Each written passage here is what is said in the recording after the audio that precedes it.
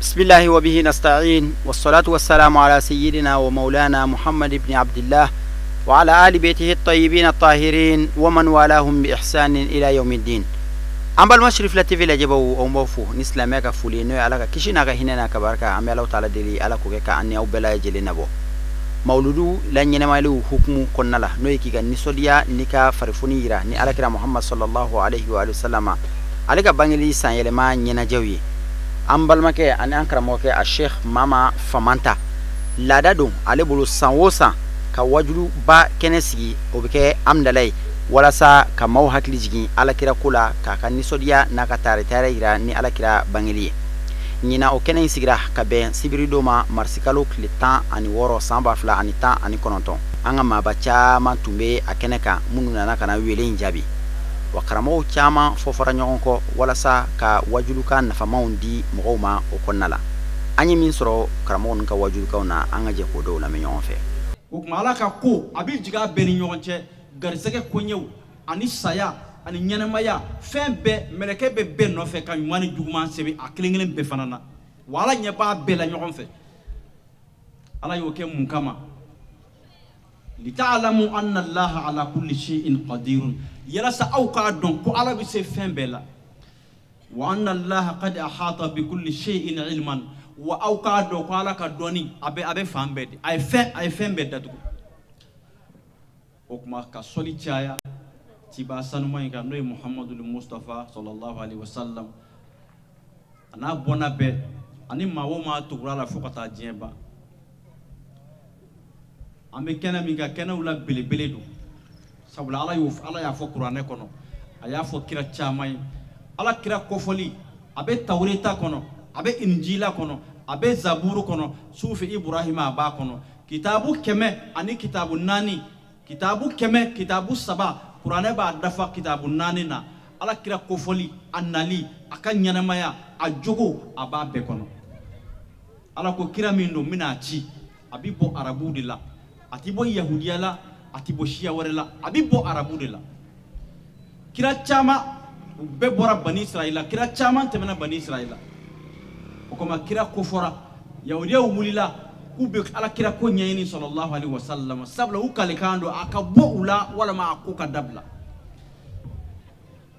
o muhammadu ala ya da akele aba fala ka da akele aba bala ale ni danfen shite kele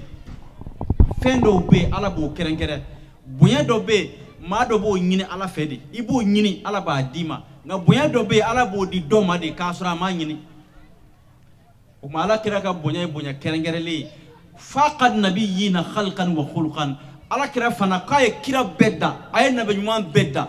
ni jogo nyumanyai a jogo kayna betay kira fonfo cira jogo do ba bela nga jogo juguma o ta ala kira la fiyo sallallahu alaihi wasallam ni bi kira o ka jogo juguma fo mala surunyana iba fo ko ka dimi sabula dimi mami be naka dimi ka teli iba so a tigi ka fuli ka cha ala kira kunte dimi ni ya kun dimi ne doron galone mana na ala kira bi dimi o yoro de la o kuma ala kira ay kira u beta jogola ani dango ya chenyi o kuma ala ko qur'ane kono na la domnu be nu ye domba o ye ko ku bonya suina na nyo domba do akanga bonya wa mama nga nyina ko fana muna ala yo fonda billahi musa di ولقد أرسلنا موسى بآياتنا أن نخرج قومك من الظلمات إلى النور وذكرهم بأيام الله إن في ذلك لآيات لكل صبار شكور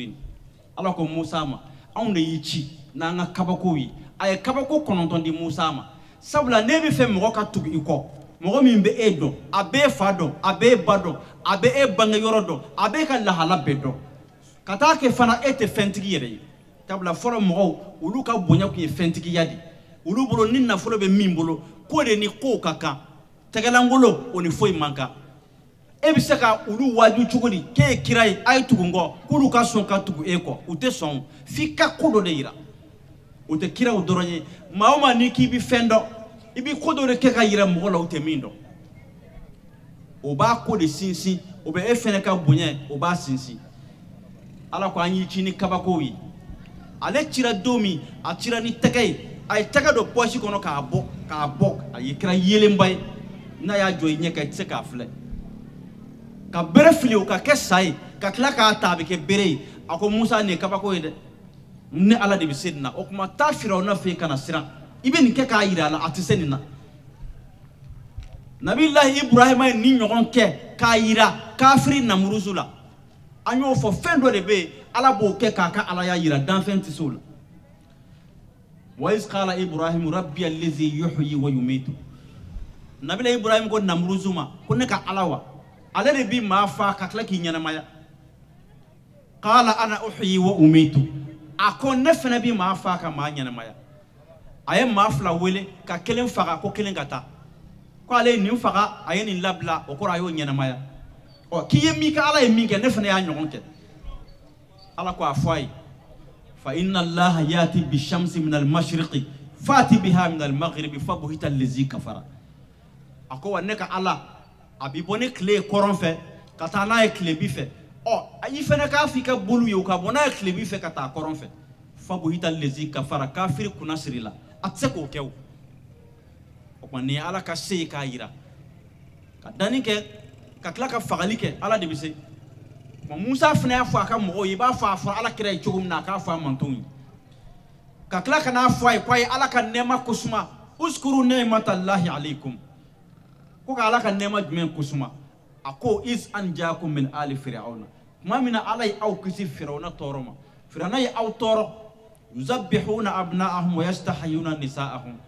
abe au denche ufaka ka dimso nyanamaya denche mana wula bo faka wa fi dhalikum bala'un min rabbikum azimun akoni balawi ala bulu balaw min nakabu okuma ala kira sallallahu alaihi wasallam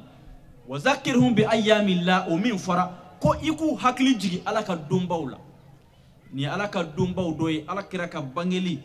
ko wajulu ke ko fo mowi ko nisoja ke ko ye ala ka dombaw doy ala kira mantu ma nga nyina o ko de ma bi wolo yoro do me isa yoro ito do na ya so adama din ba sa yoro do ko mbo be jani nkaburu o kanga doya di ha barata mambe wallahi juguma na itake nga ita do ala yo fo dan fen to do ala kira chiri akira kabako yanabi chi ala kabako ke kayira kama ala kira sallallahu alaihi wasallama kama ka doho ala kabako yirala o mo ode yato ani doni ba bodo nyokon soro ayobi ni muye kama ka doho ay kabako mununke aya damne ni oyi folo Jibril alayhi salam ala ka chidi ne kana aka danfenwa no ya ka kirawi Jibril ni ala kira mbe barula Jibril ko ala kirama ako Muhammadu ala kira de ya nyinga ko neni material amena nga anflana mbi nyinga jone ka koro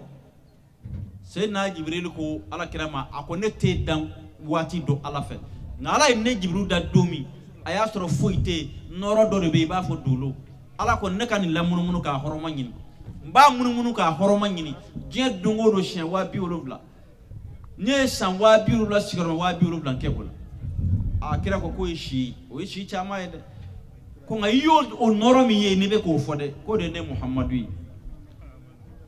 o ma abifo ale de ma ko kira o folo ani kira o laba ale kumbe ka so ala mafuita nga hakli ba de badon akiyo noro mi ko de ne Jibril ko chendo ako sabla ko nere Jibril ne boyen soro ne Muhammadu yi innahu laqawlu rasulin karimin ذي قوة عند ذي العرش مكين مطاع ثم أمين أين القرآن آية فعلى كريم صلى الله عليه وسلم أقول على النبوة كون جبريل ne ma bay ko wa kunye fanga gelentigi ko be ko fe kunye dana moy ko sabla ala bi ci fon tuomi nga jigi kana fo nga kirawi nga dugu koloka ko nti fen faraka nti fen boala o dana ya dan wala kira fana ale cira no dana ya keledi iba fo Qur'ana ya fo chugumi ni ye kalifa ke ala kirama misali la ni ye wafla di ala kirama kwa kalifa yake wafla bi kelenyi kira b'a minɛ k'a bila yen san b'i yɛlɛma i b'a d'a ma k'a bila fɛn kɔnɔ i b'a siri siri cogo min na a b'a bila yen ten a ti maga a la n'i mago sera a ma don min a b'a ta k'a d'i ma n'i y'a yɛlɛ i b'a sɔrɔ a bɛ ten wa o de don ala ni danaya fɛ o de kama u y'a da la ko Muhammadul Amin a tɔgɔ de ye Muhammadu nka ka Aminu d'a kan Makankaw de y'o kɛ ko danaya mɔgɔ de don danaya da ye n y'a d'i ma fo ka san yɛlɛma a y'a segin ma n'a y'i ja n'a tun ye ala kira ja i ye biye kelen min d'a ma n'a b'a segin ma a bɛ se k'a segin ma biye fila o 1000 biye fila a bɛ se k'a segin ma o la o wala a b'a segin ma a warimisɛn na o 2000 bi dafa nga ayi ala ni danaya ma a ti maga la y'a di cogo min a b'a segin ma ten wa o de ye danaya ye wa kuranɛ jiginna o danaya maw de kan wa ala kira fɛn o fɛn tugura a kɔ a y'i bilasira ni o danaya in de la imana liman la amanata lahu wala dina liman la ahada lahu ala kira de ko ten a ko maa ti wele ko limaniya jɔn maa ti wele ko mumini sabula mumini ni silamɛ tɛ kelen ye silamɛ ye jɔn ye maa min ko ala ye kelen ye Muhamadu y'a ka ciden ye a sunna ka seli ka hiji o jɔsen 5 a bɛ fɔ o de ni maa min y'o kɛ i bɛ wele ko silamɛ ala ka danfɛnw cɛ la se foyi ti anw ye ka sitanɛ minɛ ka bɔ an ma fo an k'a fɔ sitanɛ tigi ye i ka wulujugu in minɛ ka bɔ an ma an y'o misali d'i ma siɲɛ caman n ko sitanɛ misali bɛ i n'a fɔ wulujugu n'a girinna ka si i ma k'a b'i minɛ bere t'e bolo foyi t'e bolo k'a gɛn ka bɔ i yɔrɔ wulutigi dun ka surun e la i bɛ mun kɛ sisan i bɛ wulutigi de wele o k'a ka wulu wele ka bɔ i ma sitanɛ kɛra wulujugu de ye ala ka danfɛnw cɛ la anw k'a gɛn o se foyi tɛ anw ye se bi jɔn ye se bi Alahu Taala de ye k'a gɛn ka bɔ an ma o de la an b'a fɔ ala ye a ka wulujugu in minɛ ka bɔ an ma wagati koron kosɔn ne tɛ sitanɛ yɛrɛ ye fɛn mun ye a n'a tɔgɔ ye mun ye anw ka kan na an tun b'o f'i ye yan bi sitanɛ an bɛ kunkurunin fɔ a tɔgɔ la an b'a fɔ sitanɛ ma an fɛ yan de ko gɔdɛ ni arabu b'a fɔ ko sitanɛ ne y'o de fɔ i ye ni e nana ni ji ye ka bɔ arabu fɛ yen n'i ko anw ma k'a bɛ fɔ nin ma de ko alimao anw b'a f'i ye n ko ji e tɛ se ka na ni ji ye ka bɔ arabu fɛ yen ka n'o yira anw na k'o tɔgɔ ye alimao ye k'an fana k'o wele alimao la arabu nana ka n'a sɔrɔ sitanɛ bɛ an fɛ yan fɔlɔ an ka mɔgɔkɔrɔbaw minnu tun bɛ boli sɔn minnu bɛ kɔmɔw sɔn minnu bɛ tu sɔn olu de tun bɛ sitanɛ wele gɛrɛ la cogo di hadamaden nin dɔ de bɛ e la e bɛ marcher ni o ye mun ni farikolo tɛ kelen nin dɔ fana de bɛ boli ninnu na u bɛ marcher ni o ye n'o ye sitanɛ ye o nin tun bɛ an ka boliw la yanni arabu ka se yan o de la arabu nalen an fɛ yan o ye sitanɛ fɔ an ye k'a fɔ an ye anw nana faamu ja an ka boliw tun bɛ kabako ko minnu kɛ dagabana ko minnu kɛ sitanɛ de tun b'a k'u nɔ la mɛ anw tun bɛ sitanɛ in wele de ko gɔdɛ an y'an ta ka ɲini Alahu Taala fɛ ka bɔ sitanɛ dangalen tɔɔrɔ ma i n'a fɔ ne ni e b'a dɔn cogo min na n'an taara Maka an bɛ t'o sitanɛ in de bon an bɛ o bonni min kɛ a tɛ k'a fɔ ko sitanɛ minɛlen don ka siri yen dɛ an bɛ taa sitanɛ bon de mɔgɔ dɔw ladegeli kosɔn o de la n'i ye mɔgɔ ladege bɔ diinɛ la dɔrɔn silamɛya tɛ yen sabula bato ye 3 de ye bato bɛ yen labato bɛ yen mabato bɛ yen mɔgɔ bɛ ala bato i b'i mɔgɔ ɲɔgɔn labato i bɛ alikaba mabato ni mɔgɔ sara ni nin t'a la n'a bɛ seli mun kɛ o kan a bɛ fɔ k'a bɛ k'a mabato a tɛ k'o bato dɛ wa a tɛ k'a labato dɛ a bɛ k'a mabato de o de la an b'o fɔ sanga ni waati bɛɛ mɔgɔ n'i bɛ baara o baara kɛ i k'i jija i ka fɛn dɔ ɲɛɲini a la k'a ɲɛdɔn tuma caman na anw bɛ nahaw dɔn an bɛ loga dɔn an bɛ balaga dɔn an ye arabuw ka minɛn bɛɛ dɔn nka an bɛna ɲɛfɔ an farafin ɲɔgɔn minnu ye olu ka minɛnw bɛ anw jɛ o de la an b'a ɲini bɛɛ fɛ an ka se karamɔgɔ bɛɛ an ka se k'an ka kan in kalan k'a dɔn a b'a to an ka fɔɲɔgɔnya n'an ka kɛlɛ bɛ dɔgɔya n'i y'a ye i bɛ fɛn dɔ haramu a b'a sɔrɔ i m'a kɔrɔ dɔn i b'a mɛn dɔw fɛ sisan nɔ n ko karamɔgɔ dɔw fɛ u b'a fɔ ko jɔ b'i ma mɔgɔ dɔw bɛ dimi o la k'o ye jo tɔgɔ ye alors que u m'a faamu jɔ bɛ yen joli bɛ yen jo bɛ yen ni mɔgɔ ni mɔgɔ kɛlɛla an bɛ ɲininkali kɛ ko jo ni jo b'a la ni mɔgɔ fatura an b'a fɔ k'a ye taa su jo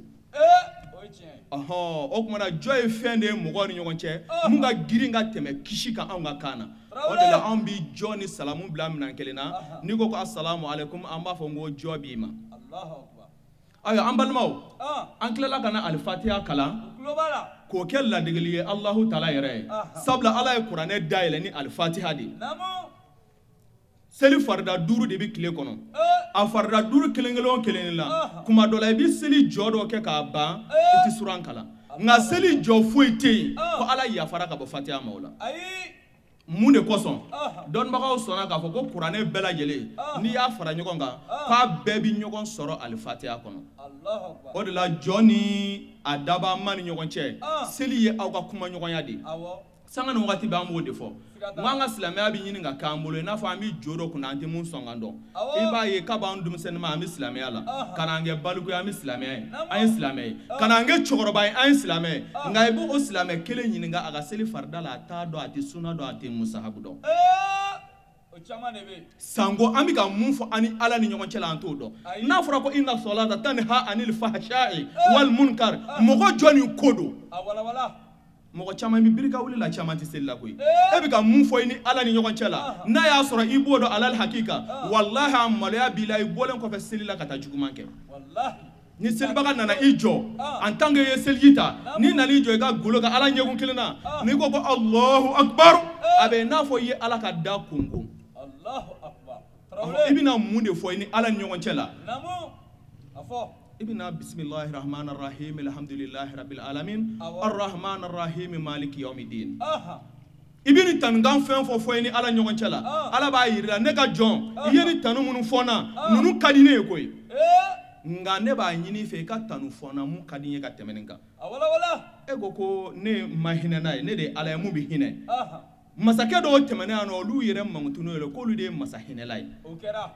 i ko ne ma ko ne de ye hinɛ kɛrɛnkɛrɛnlen tigi ye masa dɔw tɛmɛnen yan minnu y'u yɛrɛ mankutu n'o ye i ko ne de ye danfɛnw bɛɛ lajɛlen mara masa ye masa dɔw tɛmɛnen i n'a fɔ namuruzu n'a ɲɔgɔnnaw ani firawuna n'a ɲɔgɔnnaw olu ko k'olu de ye Alahu kɔrɔtalen mun de ye danfɛnw bɛɛ lajɛlen mara masa ye o tuma ne ka jɔn fɛn dɔ fɔnna mun bɛ ne ni ninnu bɛɛ danfara bɔ i bɛ n'i kanto ko maliki yawmiddin e de ye sarali don masakɛ ye Ala b'a fɔ ko cɔyi nin ye ne kelen duguduguma tɔgɔ de ye ne ka tɔgɔ kɛrɛnkɛrɛnnen de ye nin ye kafiri foyi ma deli ka jama fɔlɔ mun ko k'ale ye lahara masakɛ ye i ma bolitigi si foyi ye mun y'i kanto k'ale ka boli tɔgɔ ye lahara masakɛ ye n'i y'o fɔ Ala bɛna a kanto ne ka jɔn kolonnen ne ka jɔn ladabulen e ye nin bɛɛ fɔ ne la ne ni mun de ka kan e bolo sa i b'a fɔ iyyaka na'budu wa iyyaka nasta'in e ni bato de ka kan ne bolo ne bɛ e de bato wa n bɛ dɛmɛ ɲini e fɛ Ala bɛ n'i ɲininka i bɛ ne bato mun na i bɛ dɛmɛ ɲini n fɛ mun na ni Ala kun ye bɛɛ to a yɛrɛ ma jaralakaw kun n'a fɔ k'an bɛ dɛmɛ ɲini i fɛ sɔko la nka Ala ye kuma de don an da k'an k'o fɔ k'an k'a fɔ ihdina sirata al-mustaqima k'an k'a fɔ ale Ala ye an kana k'an bila siratigɛ kilennen kan mɔgɔw ka siratigɛ de ko don e Ala nɛɛmana mɔgɔ minnu ma mɔgɔw ka siratigɛ ko tɛ Ala e mɔnɛna mɔgɔ minnu kan filibanciw ta ko tɛ munna anw m'a fɔ yan yɔrɔ la a ka dugu k'a kɛ dimi ye Ala ka hakɛ la sabula Ala n'a ka jɔn ni ɲɔgɔn cɛ la dimi ti olu ni ɲɔgɔn cɛ Ala bɛ mɔnɛ a ka jɔn kɔrɔ de Ala tɛ dimi a ka jɔn kɔrɔ mɔgɔ bɛ dimi fɛn de kɔrɔ i se tɛ fɛn min na a bɛ n'a fɔ ni mɔgɔ y'i den fitinin ta k'a sigi i sen kan n'a ye banakɔtaa kɛ e bɛ mɔnɛ a kɔrɔ de i tɛ dimi a kɔrɔ i bɛ mɔnɛ a kɔrɔ i b'a filɛ i tɛna fɛn k'a la su in na an ka foli bɛ ɲɛsin sababu ɲuman fɛnɛ ma n'o ye Mama ye Mama Famanta barikatigi Mama dugawu Mama dɔnnibaaw bonyaba Mama sirifu kanuba Mama ale bɛ wele de ko Cheikh Fajazi Cheikh Fajazi dɔnnen do dɔnnibaaw fɛ ale ye kira de kanu a ka kira kanu de fɛ fo k'a fasa n'i ye Cheikh Mama Famanta ye dɔrɔn hakili bɛ jigin Cheikh Fajazi de la y'a ye a ti bonya kuma si kira n'a somɔgɔw kanu de do bon parce que Cheikh Fajazi kun bɛ Alakira kanu ka Alakira tanu a n'a somɔgɔw a bɛ taama fɔ a bɛ bɔ a ka bili kan ka taa fɔ ka dugu yɛrɛ ban n'a y'i kɔfilɛ a bɛ dugu y'a kɔfɛ a bɛ fiɲɛ sanfɛ ka taa ni Alakira n'a somɔgɔw kanu ye wallahi fɛn bɛɛ de b'o la ola mama famanda na ye kira kanu ka kira bwana o kanu ka mauludu nyenamaya o mabala auna ningene izigili kuna njado maoma abe ningene ingaya hali miniti kile itemendo damaka jo ningene ina ki nyeda ningene noramba ba izigi bauka wallahi alaka ya famado alakira ko ko meleke daw be olu to ko siyahi naw barashitu la olu bi yala de ka wajulu ke yoro nyini o mana wajulu ke law ye minu me ka nyombla alaka sraka ka nyon ladi ka bo wole jugula ka nyon ya maru ni nyumai ko meleke obi nyon wele ko hallumo ilaina aina daw biya ambia ko uba fo alay manin jama'i sigile nunu mago be alaka hinadela wallahi ko ala ba meleke o nyinga ku yenga aljina ya meleke o ko ay ku mai ko nga aforwe udarala ala fo meleke o ko wa ay ke jere nyu donga bu donga aljina amba ko no meleke o ba fo ala ko ala o be kasra e ka janame de nye ala meleke o nyinga ku yenga janame ya ko no ku mai ko nga aforwe usrananye wala fo meleke o ay ke jere nyu kishi janame ma ya rabbi ala kana nyada janame kha amin hali kafiri mi ni islamete fiu aye mauludu bonya ka alakira bangini bonya no de Abu Lahabi mamina ni alakira bangira kishin nema bama jomso mi ndara tifwaye kwa balema ke furumuso ye denzoro ko denye cheye kafiri nuso jara deinalila ako jomso ye manye e ka horonya ka e bojonyana o kera ka bendena juma ala ko kafiri na ka kafiri ya bejana me kono ko ngantena juwon tena jumbi tasma fega ya kabwaka sabo ay jong kan horo nyanga kira bangini kama Allahu akbar jakte wallahi ningenai mao ma kera ni sababu ikadoro me bala mao ma kera ni sababu ikanna volo bala mao ma kera ni sababu ikabule fembala ikahakili nyuma bala ikajibala fala ko ke daludo yi bolonyana mayala anila sigatala ola aslameu anu so jale shuina ne ala fama ye minga o de kay ndella ko foye masake bado kumbe fama do o fama na ka ministry de pumbe yala ke nyonve be kungo kono siasi ke ngai ka do ni ndoi ministry mata fama kelende taranga ale pour kotora murula minga muru de ya bulungwe ngelendige andale ministry wela kiya ko muru ye bulungwe ngelendige ministry ko ako nyana ko ala ti foyi ke mi manga ke nala minga wakai ako kumana ne bolo tigali de jari ya aya do kasola akwa jaranye ala minye kasola tike ne mambo ala foka wale nyundo we ministry ndo kasola minge ale kelendora sisa ale de bitaka kungo yalala dondora ale tara ka kungo yalala ale tunune tara bo burisi kono dugu doka o dugu la ma fanaka foroba bole bison odon olu ye masake koro kamene o kwanga ala onasebe koro sonyina ni eche bele ya fale do ajoli kacha anga ala onasonganya we ale mene katana e boli basola ku ba ke ka boli uson tokoroba dobe onna masake laje furu o kwaye ni mbla anga ala oteni njoli fe ni ndema dafale nyere bo kelendige meka bo bolongo ni una Allahu masake kando adaju goro ko ala mokera ala mokera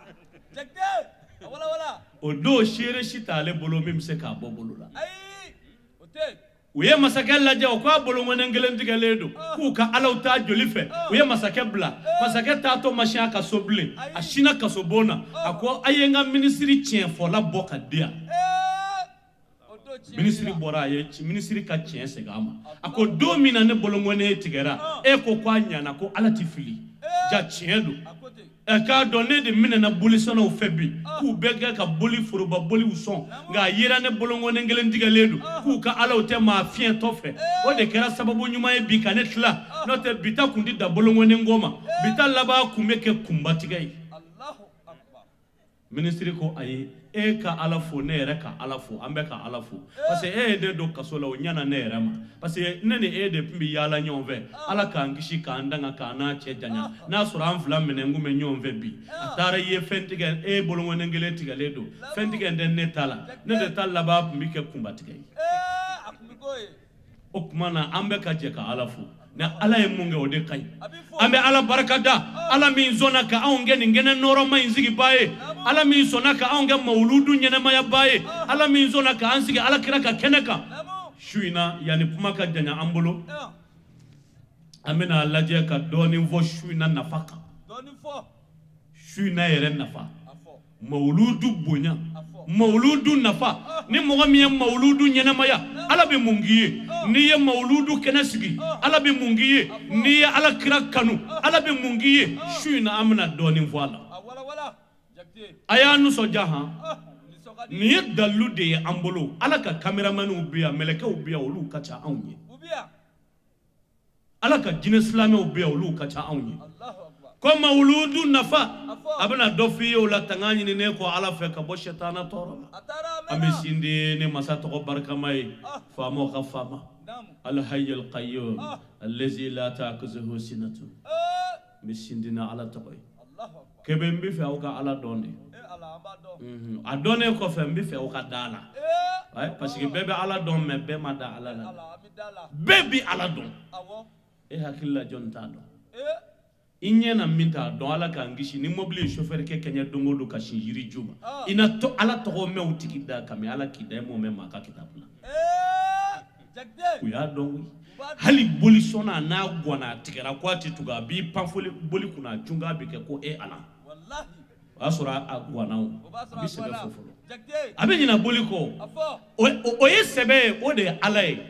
danfɛn bɛɛ bɛ ala dɔn mɛ danfɛn bɛɛ de ma da ala la kumana n'i dara la i bɛ siran ɲɛ n'i siranna ɲɛ a ko i ka min kɛ i b'a kɛ a ko i ka min to i b'o to o de ye ala danaya ye a bɛ fɔ o de ma ko ala danaya a bɛ fɔ o de ma ko ala danaya o kuma na an bɛ sin di ni alaba in tɔgɔ ye ala min y'a daminɛ n'a bɛna laban ala min y'a fɔlɔ n'a bɛna kuncɛ an bɛ sin di n'o alaba in tɔgɔ ye n'an bɔra yen an bɛ sɔli ahamadal bashiru kan an bɛ sɔli mugutari kan an bɛ sɔli zamzamiyu kan an bɛ sɔli seyidu rusuli kan cɛ min ni ala y'ale de tanu kuranɛ kɔnɔ a ko wa innaka la'ala khuluqin azim ala ko mamadu i jogo ka ɲi i jogo ka ɲi i bɛ jogo ɲumantigi bɛɛ sanfɛ n'i ko i bɛ siran ala ɲɛ mamadu bɛ siran ala ɲɛ ka tɛmɛ i kan n'i ko i ye laadiri ye mamadu ye laadiri ye ka tɛmɛ i kan n'i ko i ye fɔnisiri ye mamadu ye fɔnisiri ye ka tɛmɛ i kan mamadu de welela kafiriw fɛ ko sɔdikun amin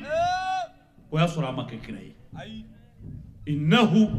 sɔdikun amin ko mamadu ye tiɲɛtigi ye ko danaya mɔgɔ don o y'a sɔrɔ kiraya ma d'a ma an bɛ sɔli o kiraba in kan kira min ye seto a ye ka yafa ala kira min ko bu'istu li utammima makarima al akhlaq ko ala y'ale ci ka jogo ɲumanw de dafa hɔrɔnya jogo yɛrɛ dɔn jogo danbe jogo hinɛ ɲɔgɔn na balimaya ni sinji makari ɲɔgɔn na kelenya ani badenya kira ko ale cira o de kama wallahi ala kira ala ko ale cira jogo ɲumanya de dafali kama nin ye tiɲɛ ye a y'o jogobaw de jate a bɛ fɔ o de ma ko kabayiraw maa o maa ni i dumɛna kabayira jurumu kan n'i sara kisi t'i ye i bɛ kabayira dɔn haramu dun b'a la wali t'a ko namara ka fari t'a kan iriba dɔrɔmɛ kelen kira ka hadisa dɔ bɛ yen la yaqbali lahu salata mur'in fi jawfihi haram ko ala tɛ maa si ka seli minɛ haramu dɔrɔmɛ kelen bɛ maa min kɔnɔbara la haramu dɔrɔmɛ kelen wali nafolo namaralen dɔrɔmɛ kelen ka premier deuxième ɲagami dɔrɔmɛ kelen ka galo tigɛ k'i kale feere la o nafolo dɔrɔmɛ kelen hali n'i ye dulokiba san 99 walima i y'a san 100 99 bɛɛ y'i wɔsi ji ye dɔrɔmɛ kelen in de ye haramu ye i bɛ bato o bato kɛ k'o duloki to i kan na ala ko a t'a seli arakan kelen minɛ subhanallah inna allaha tayyibun la yaqbalu illa tayyiba ala ko ale ka sani wa a tɛ haramu fɛ haramu duna o ka seli minɛnen tɛ o ko tɛmɛnen kɔ ala kira ko maa kɔrɔfɔ o ye kabayira ye ayuhibbu ahadukum an ya'kula lahama akhihi mayyita fakarihtumu Kurana ye nin fɔ mɔgɔ kɔrɔfɔla ye mɔgɔ sugu dunna de ni tɛmɛna mɔgɔ kɔrɔfɔlaw la dɔrɔn a fɔ mɔgɔ sugu dunnaw ni ci alakira baba fɔ sallallahu alaihi wasallam a ko adamaden bɛ baara dɔ daminɛ diɲɛ baara kɔsɔn i ka ŋaniya ɲumanya a bɛ k'i bolo lahara baara ye adamaden fana bɛ fɛn dɔ daminɛ lahara baara kɔsɔn i ka ŋaniya juguya k'a bɛ k'i bolo diɲɛ baara ye o kuma an b'a dɔn k'a fɔ nin mawludu in nin sigira fɛn jumɛn kama ala kanu alakira kanu alakira bɔnnaw kanu ni mawludu in sigira o de kama cɛ jumɛn ye mawludu in sigi n'an bɛɛ nan'u ka wele jaabi bi o ye Mama Famanda ye Mama Famanda alakira kanu b'a don alakira bɔnnaw kanu b'a don sirifi bɛɛ bonya b'a yɔrɔ sirifi bɛɛ kanu b'a yɔrɔ nka kɛrɛnkɛrɛnma n'an ma Usman Sharif Madani fo nin kɛnɛ in kan an bɛ kɛ fitrin wale Mama ka kɛnɛ kan Mama ye Sheikh Usman Sharif Madani kanu ka sirifi bɛɛ kanu a sababu la nin de ye kanu ye alakira ko annal hubba sadiqu la zahar asaruhu kanu cɛntigi fa nɔ ka bangi o kuma Mama ye sirifu kanu ka alakira bɔnnaw kanu n'u ye mawludu sigi o ye alakira ka mawludu ye kɛrɛnkɛrɛn ma o de la mawludu kɛnɛw ka ca wa u sigi cogow tɛ kelen ye Mama ye cɛ min ye a y'a ni di ala ma k'a ni di alakira ma k'a ni di sirifuw ma o kuma sirifuw kanu n'i y'u sɔrɔ i ye fɛn bɛɛ lajɛlen sɔrɔ k'a fɔ fɛn bɛ sɔrɔ u kanu na alakira mɔdenba dɔ tun bɛ yen ko Jafar Sadiq don dɔ la a sigilen don a bɛ ka tawusulu kɛ n'a mɔkɛba in ye o y'a sɔrɔ Egypte dɔnnibaa dɔ taamɛ hiji la a ko ale sigilen ale tulo b'a la Jafar Sadiq bɛ k'a fɔ ya Allah ya Arrahman ya Rahim a y'a dama kasi ni ala ye k'a dama kasi ka tawusulu kɛ n'a mɔkɛba ye ko kɔngɔ bɛ ale la fɛrɛ bɛ ale la ale sigima kɔfɛ ale bɛ k'a fɔ ko amin amin amin o sigi mu la ale y'a ye tamaru Elizien nana sigi a bɛ Elizien nana sigi a mina Jafar Sadiq kɔrɔ ani fini fila birifini fila ale ye kanto a ma a ko nin min filɛ nin ye ko nin de ye kelen da ye koyi ko ne yɛrɛ niyɔrɔ b'a la tuma min na i bɛ ka dugawu in kɛ ne bɛ k'a fɔ ko amina amina amina a ko ma ko wa gɛrɛ i ka dɔ ta i k'a dun ale ye Elizien dɔ ta barika ɲini kɔsɔn k'a dun Jafar Sadiq fɛ a ko wa birifini kelen b'u ta nka ale ye setigi ye ale ma se birifini ma tuma min na a tilala dumunikɛ la a ye birifini ta a y'a kɔ dun ale tugura Jafar Sadiq nɔfɛ o ye sugu dɔ traversi o bɛ ka taama f'u nana se dibi dɔ la cɛ dɔ de bɔra ka Jafar Sadiq kunbɛn o ko a ma ko alakira denmuso den ye n'o ye alakira mɔden ye n'o ye Jafar Sadiq ye ko kɔngɔ bɛ ne na fɛrɛ bɛ na Jafar Sadiq y'i bolo don a kun ka Elizien dɔ d'a ma ka segin ka birifini kelen ta ka di nin tigi ma o kɛlen tuma min na ale ye cɛ ɲininka ko yala min ye Elizien d'i ma ka birifini d'i ma ka jeni don a ko nin ye alakira mɔden ye de ye n'o ye Muhamadu Bakiri de Jafar Sadiq de ye nin ye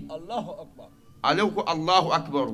ale y'a ka damakasi kan mɛn ale ye Elizien du barika ɲini kɔsɔn mɛ n'ale kun y'a dɔn Jafar Sadiq de kun don ko ale yɛrɛ kun bɛ fini minɛ fini in ka se ka k'ale kasange fini ye lahara dɔ don a ka kɛ dalilu ye a ye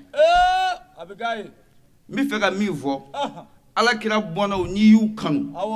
ka ala ka cɛw kanu i bɛ nafa sɔrɔ n'u kanu de ye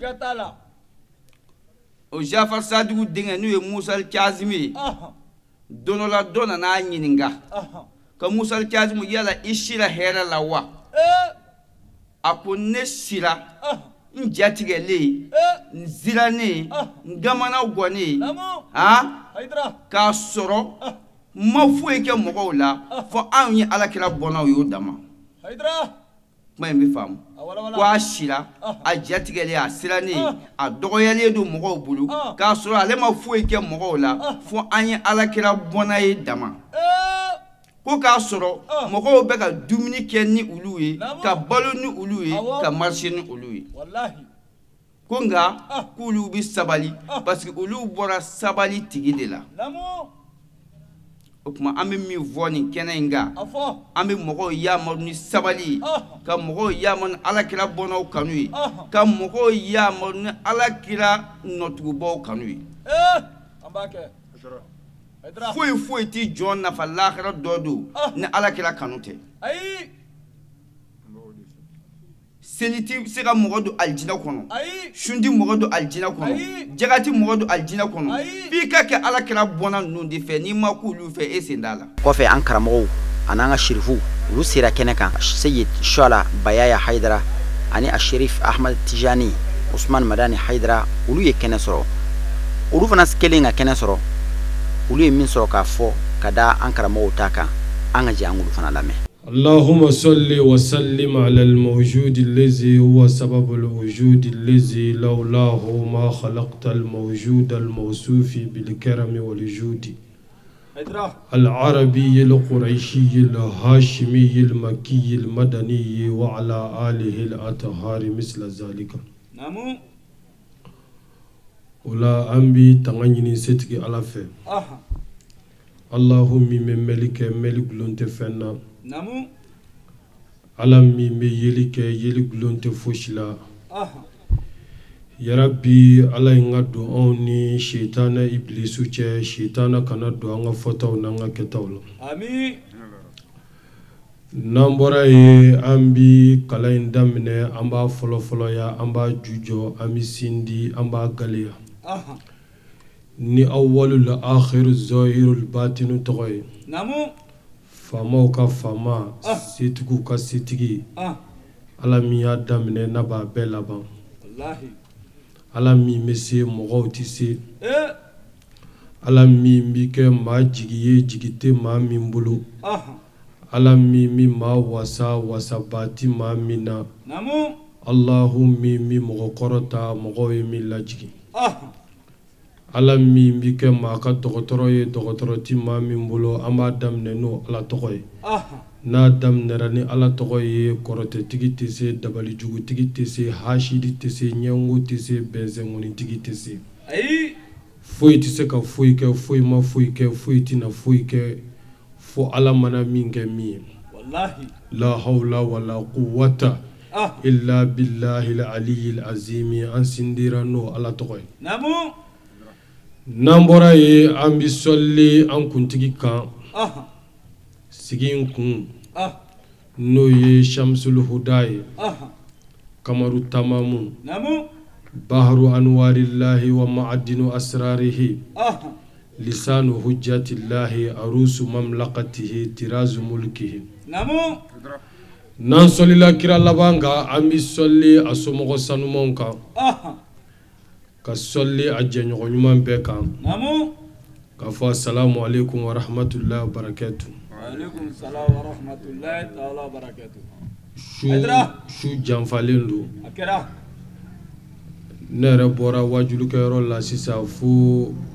sabalibugu kuranni na sherifu yɛrɛ fɛnɛ ko a fɛnɛ bɔra wajulukɛyɔrɔ la a taa yɔrɔ ka jan sugoni kɔ ne yɛrɛ tun b'i fɛ ale de k'a ta kɛ ka sɔrɔ ka taa komi ne bɛ quartier kɔnɔ yan nka u ko ne k'a kɛ ne kɔfɛ ale b'a kɛ o la an tɛna kuma janya sabu mɔgɔw sigilen mɛnna an bɛ mɔgɔw fo u ka nin sigi in na wa nin sigi in de kan ka kɛ fɛnɛ mɔgɔ man ka degun nin sigi la maa man ka degun nin jɔli la sabu nin de ye baaraw ye baara minnu bɛ yen n'a bɛ se k'an nafa an sakuma nin de b'an nafa sigara la nin de b'an nafa kaburu kɔnɔ wa nin de b'an nafa yomali qiyamati don ni nin baara dɔw yirala jɔn na i sakuma walima kaburu kɔnɔ walima lahara jɔ don ni nin baara ninnu yirala an na an b'a fɔ ko hali anw k'an ka ɲɛnɛmaya bɛɛ kɛ ni sigi ni nin baara ɲɔgɔnnaw la an b'a fɔ mɔgɔ man ka dekun ayi mɔgɔ man ka tɔɔrɔ n'i yɛrɛ ye nin kɛnɛw kan o la an bɛ kɛnɛ min yɛrɛ ka bɛɛ foli kɔfɛ an ka alimamu ani an karamɔgɔw bɛɛ min yɛrɛ ye kɛnɛ in sigi sababu ye n'o ye Mama Famanta ye an b'a fo ka dugawu k'a ye sabu mɔgɔ min don a y'a yɛrɛ dɔn ni mɔgɔw yɛrɛ dɔn gɛlɛya ti kɛ nka yɛrɛ dɔnbaliya o de ɲɔ ɲɛna o de kosɔn ko caman bi sen na ni dun b'i yɛrɛ dɔn n'i kɛra yɛrɛ dɔnbali ye i b'i pɛrɛ kuma bɛɛ an b'a dɔn Mama Ala y'a bonya Ala ye dɔnni kalifa a la a zɔhiruya n'a batiniya a kalanna a tilala ka moriya dɔn n y'a dɔn o ye fila ye mori don a bɛ fɛn caman dɔn a kɔnɔ an b'a fɔ a ka hakili to an na komi anw tɛ a ko ɲɛ dɔn an bɛ min dɔn o ye wajulu in ye moriya kɔni an t'o ɲɛ dɔn ne yɛrɛ bɛ to ka gɛrɛ sherifu de la ale bɛ to ka mani ara dɔw fɔ an ye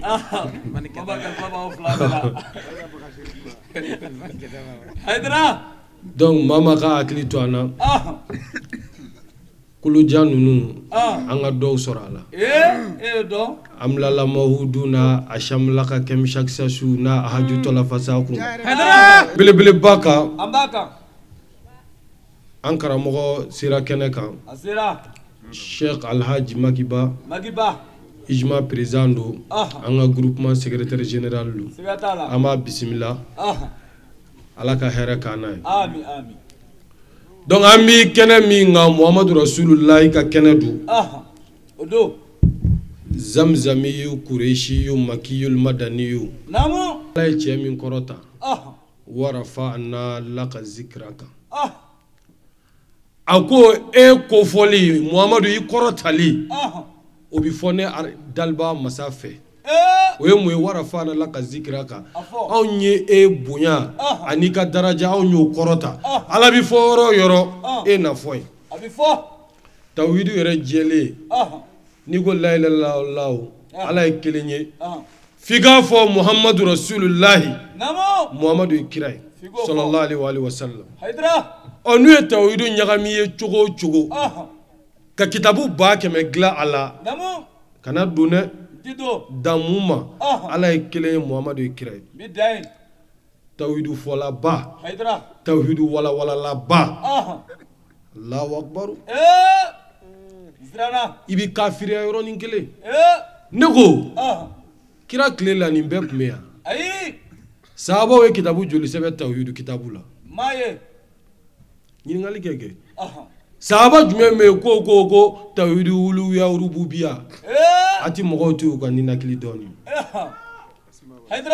nin diinɛ in kuma man ca Ala ye kelen ye Muhammadu ye kira ye an bɛɛ ye silamɛ مكون الأكوان والصلاة والسلام على أشرف خلق الله محمد بن عبد الله وعلى آل بيته الطاهرين الطيبين وصحابته غر الميامين ومن والاهم بإحسان إلى يوم الدين ثم استهل ذكري قائلا رب اشرح لي صدري ويسر لي أمري واحلل عقدة من لساني يفقه قولي بدو عم بيعرفوا عالمية دنين بسنزي سيب عالمية أم بكشين نما يني عليه في أكو كدم في الله سو خير ما كانوا محمد المصطفى أنا كراسو دون سنمو أنا كصاحب نيمو ali mo nyuma menu faralla o kani bara nyuma ngay fogata se nyewli ma ya rabbi ala kanina awya ula amin amin ala kana hamu glan amin ala kan sako dama amin labango nyuma be ala bolo ala ko no yambe amin ala ko kaka ala ya kama ni ala kira horomay sallallahu muhammad wa alihi salim ambi kana min ka shuina ni kana la belele bay afo islamé o bolo ani silamɛya bolo wallahi ni o de an ka sigili ye ka ala fo ka ala barika da ka wale ɲuman dɔn ay here min ke anye ani ay hinana min ke ana ne Seydul Mustafa dili ambo kena de kan akoro ni kenaw ni belebele baw bala nende ala belebele bay min ka bo abey ala ko kira min ga hakela ni e kunte ngunti dani fuike ni dani bekera o kama o danfɛnw olu kan ka ala wale ɲuman dɔn n'u u y'u yɛrɛ ye dani na ko sababu o kan ka ala fo o sababu ɲuman na jango kɛrɛnkɛrɛnlen na anw minnu kɛra silamɛw ye k'a fɔ an bɛ o cɛba in nɔfɛ anw kan ka ala fo ka ala barikada ni a dili ye janko ka kɛ an ka diɲɛ hɛrɛ ye ka kɛ an ka lahara kisi ola su ina nin kɛnɛ in ka kɛnɛ in a wasalen don n'a yɛrɛ ye ni alakira ye duba caman bɛ yen olu bɛ kɛnɛ kan yan an ka sharifuw la an ka maabaw la an ka karamɔgɔw la an ka imamuw la o caman ye ɲɔgɔn sɔrɔ nin kɛnɛ in kan yan sababu man dɔgɔ a bɛɛ ye alakira sababu ye a duba kelen o kelen o bɛɛ bɛ nin su in ɲɔgɔn ɲɛnamaya nka an bɛɛ kana ɲɔgɔn sɔrɔ a su in na ala ni an balimakɛ ala ka diinɛ sira kan n'o ye Mama Famanta a y'a kanu a ye ci se Seyid Sherif Usman Madana Haidara ma ni o ye ni mawulidu in ye k'a ka bonya don a kɔnɔ karamɔgɔ a ma kɛnɛ sɔrɔ a ko an ka wuli a tɔgɔ la ka na an sen jɔ Mama ka kɛnɛ kan Suala Baya Haidara a bɔra ka kuma Mama kan karamɔgɔ fana o ɲɔgɔnna de don an da a ma mɔgɔ bɔ mɔgɔ la sharifuw bɛɛ karamɔgɔw bɛɛ imamuw bɛɛ i b'a fɔ k'a bɛɛ ka kalanden ye Mama ye a y'a yɛrɛ k'a bɛɛ ka kalanden ye an b'a fo et puis a ye kanu a y'o de yira an bɛɛ la silamɛya mago bɛ nin de la n'an ye ɲɔgɔn ye ka fara ɲɔgɔn kan dusukun na a n'an ka baarakɛtaw la an bɛ fɛ ka nɔ min bɔ an bɛ se k'a bɔ nka n'an ma o ye fo bɛɛ b'i yɛrɛ de ye an k'an ka nɔ min bɔ an tɛ se k'o bɔ dɛ o de la an k'an ka fara ɲɔgɔn kan dusukun na ani baara la o de la an bɛ kɛnɛ min kan bi n'o ye Muhammadul Mustafa ye ni an sɔnna ka leçon tirer ale fɛ a ka ca la an taa cogo a tɛ jɛngɛ ni kɛnɛ ninnu sigi kun kalayɔrɔw de don Muhammadul Mustafa ka kumakan dɔ bɛ yen o tayɔrɔ don duw kɔnɔ ni kira ko adibu awladakum ala salasi khisalin hubbi nabiyyikum wa hubbi ahli baytihi wa qira'atul Qur'an ko ay ajija aka ka denbayaw lamɔ fɛn saba kan ne Muhamadu kanu n somɔgɔw kanu kuranɛ kalali nin fɛn saba mais ne mago bɛ kelen dama de la ko Muhammadul Mustafa kanu ko an ka denbaya lamɔ o kan nin kɛnɛ in ye o yirali belebeleba dɔ ye min bɛ se ka denbayaw lamɔ ni alakira kanu ye sabu jama joli bɛ yan ni mɔgɔ ba caman de nin kɛnɛ in kan wa mawulidu yɛrɛ anw fɛ jamana in kɔnɔ yan foyi t'i ɲɛnamaya anw fɛ jamana in kɔnɔ i n'a fɔ mawulidu o fɛn tɛ yen n'a fɔra ko nin bɛɛ bɛ kɛ ɲininkali bɛ kɛ mun kama ko a bɛ kɛ alakira kama ni nataw bɛ mɔ o na mɔ fɛn dɔ ka alakira ko la o kɔrɔ nin y'o belebeleba dɔ ye mais ni an bɛ mɔ a kan a kɛnɛw kan fo an ka mɔ ni fɛn dɔw fana ye min bɛ an nafa ko an kana mɔ a kan ko nin ye mawulidu kɛnɛ ye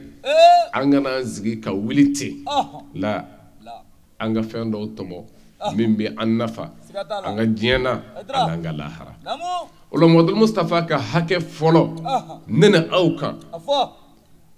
o de ye ko kira mana an wele kana fɛn min ma an ka jɛn ni o ye a mana an bali min na an ka o to yen ni kira ka hakɛ fɔlɔ ye an kan ko kira nɔfɛ tugu wa kuranɛ de ye an si o la wa ma ataakum rasulu fakhuzuhu wa ma nahakum anhu fantahu ko n ka kira mana min di aw ma a kana fɛn wɛrɛ lajɛ dɛ minɛta ye o de ye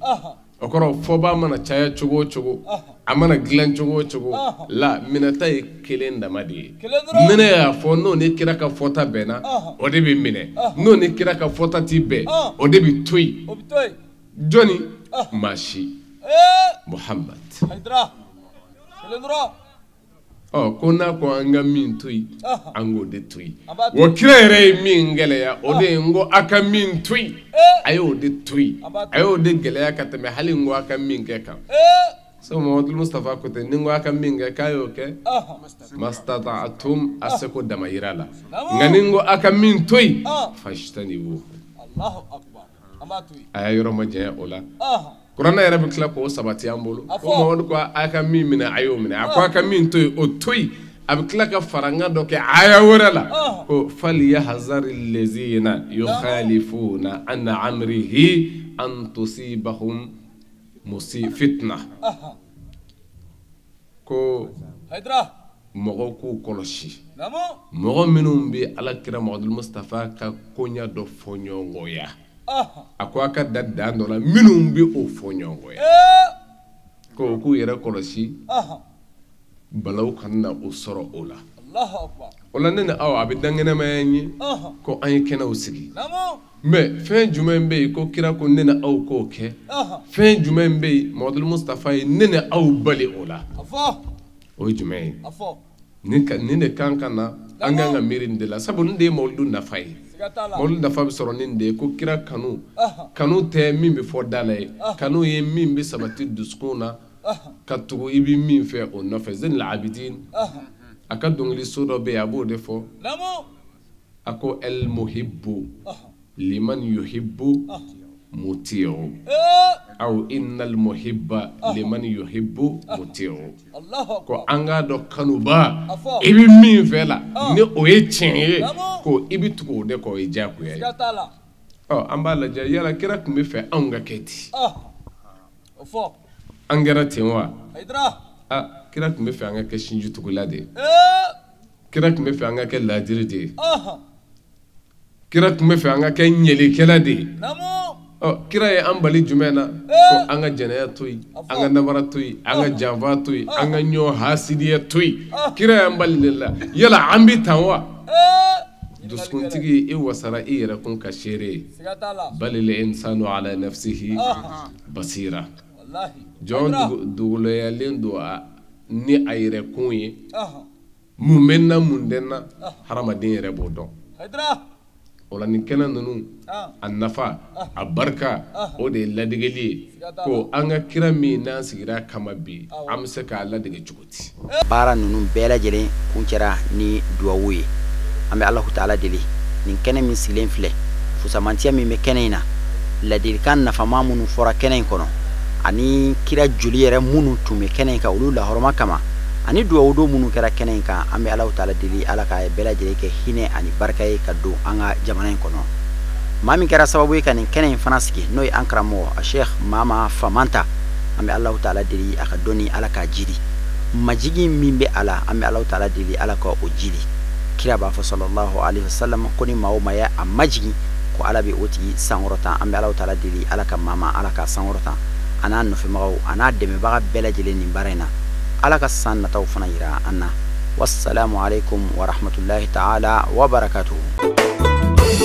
ay bonne ne gramo je mina kuma wili balila be